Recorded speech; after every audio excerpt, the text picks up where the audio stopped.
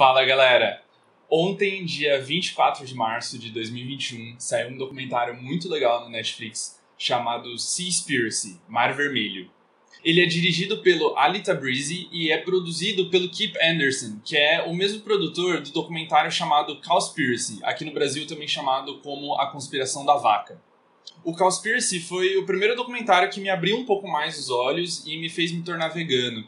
Ele foca bastante no impacto ambiental do agronegócio, principalmente no que diz respeito das mudanças climáticas. Mas ele não mostra muito essa coisa da crueldade animal e das matanças. O Seaspiracy já mostra um pouco mais isso, tem algumas imagens bastante fortes e nem todo mundo gosta de assistir essas coisas, né? Mas a informação é muito importante, por isso eu achei interessante trazer essa resenha aqui para vocês. Bom, eu vou tentar deixar esse vídeo o mais curtinho, o mais resumido possível, mas a quantidade de informação é bastante e são informações importantes, então vale a pena, tá? Primeira coisa que a gente precisa fazer é entender a dimensão dos oceanos. Os oceanos comportam 80% de toda a vida na Terra e eles são o habitat natural dos fitoplâncton. São microalgas que absorvem 4 vezes mais gás carbônico do que a Amazônia e gera 85% do oxigênio que a gente respira. Segundo ambientalistas, a gente deveria ter pelo menos 30% da área dos nossos oceanos protegida.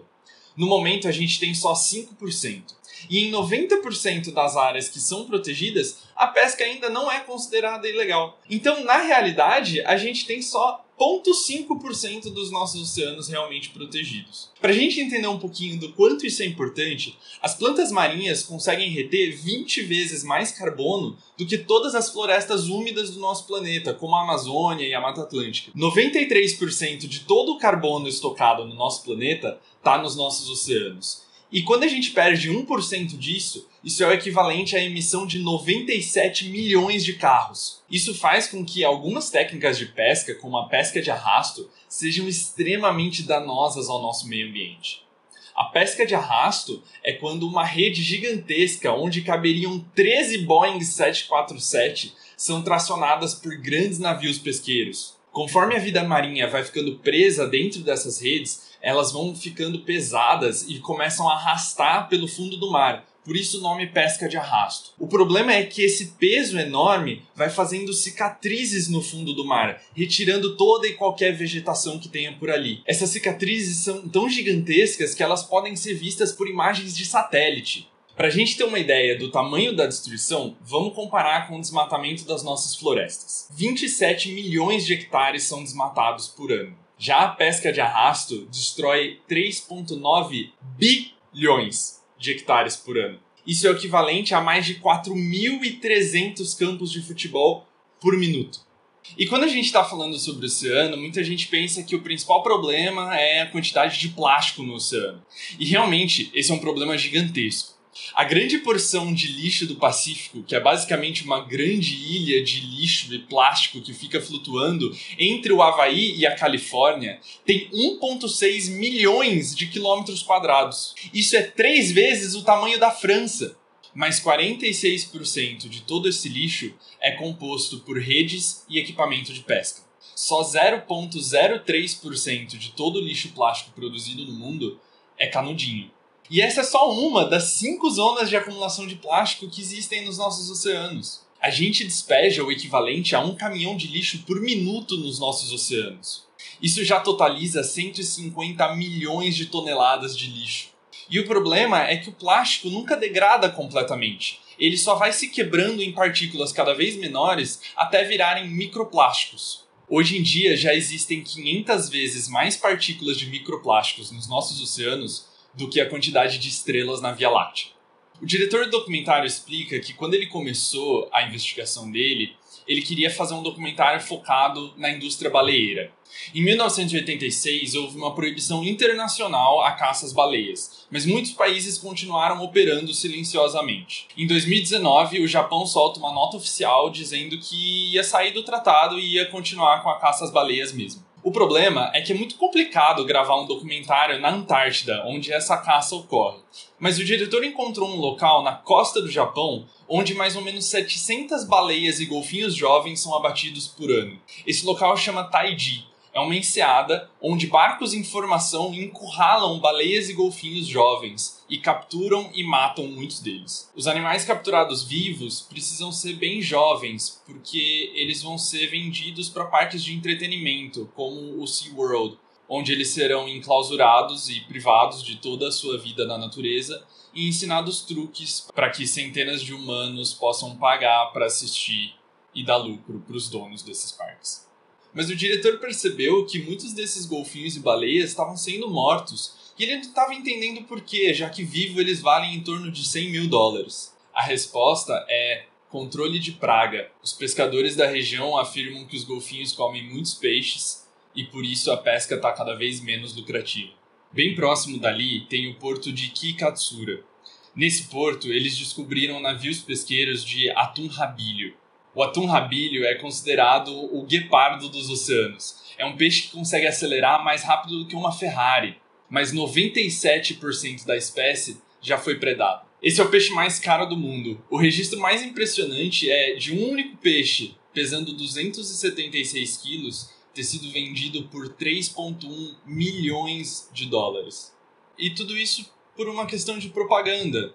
Foi um dono de um restaurante de sushi que fez essa compra para colocar o nome do restaurante dele na mídia internacional por vários anos seguidos. A indústria de atum, no geral, é uma indústria que movimenta 42 bilhões de dólares por ano. Nesse mesmo porto, eles também flagraram a indústria de barbatana de tubarão. Essa também é uma indústria multibilionária e é comandada por uma máfia, com apoio do governo.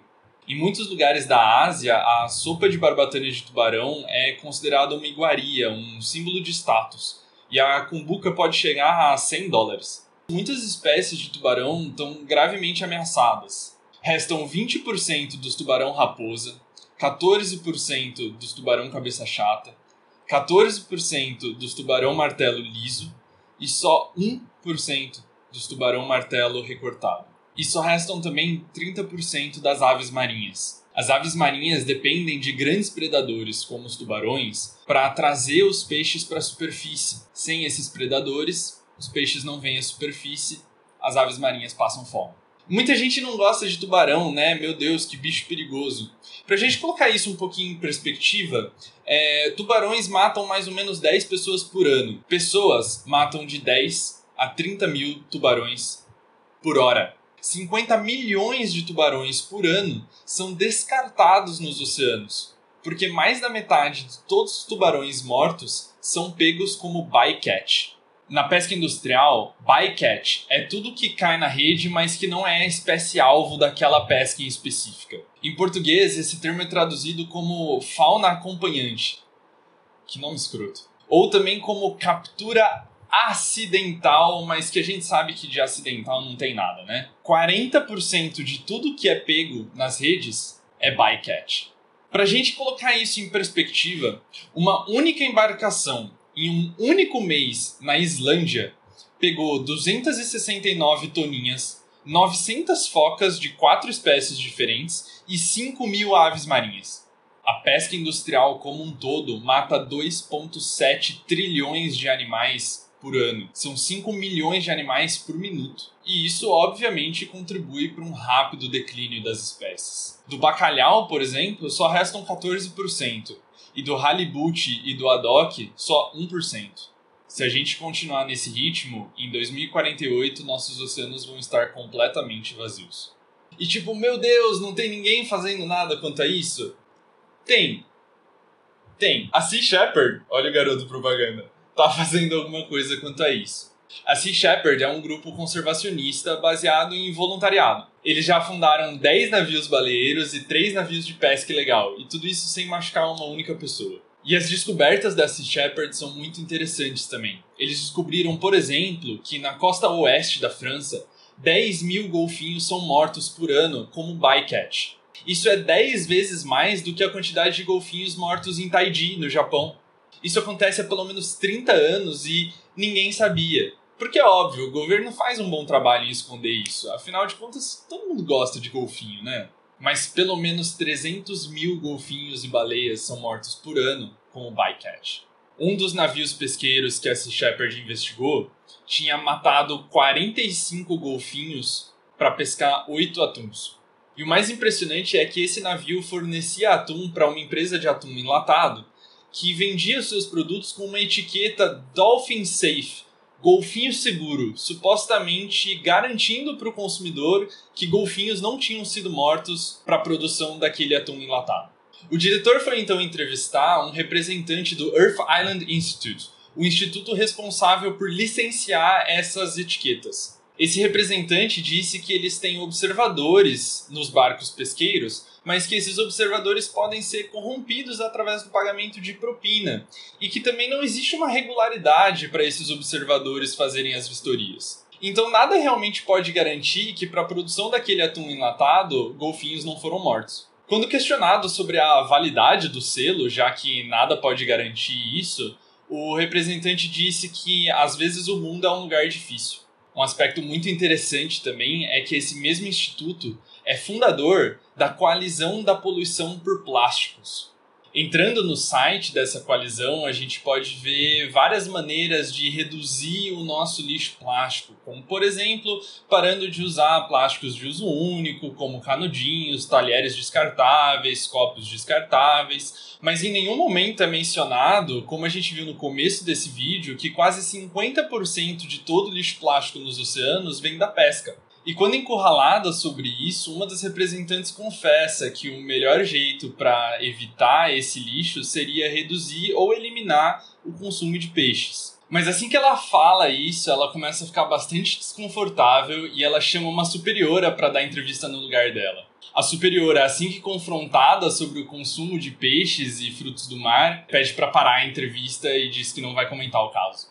E é claro que não, já que os fundadores dessa organização são um instituto que vive do licenciamento de selos de pesca sustentável.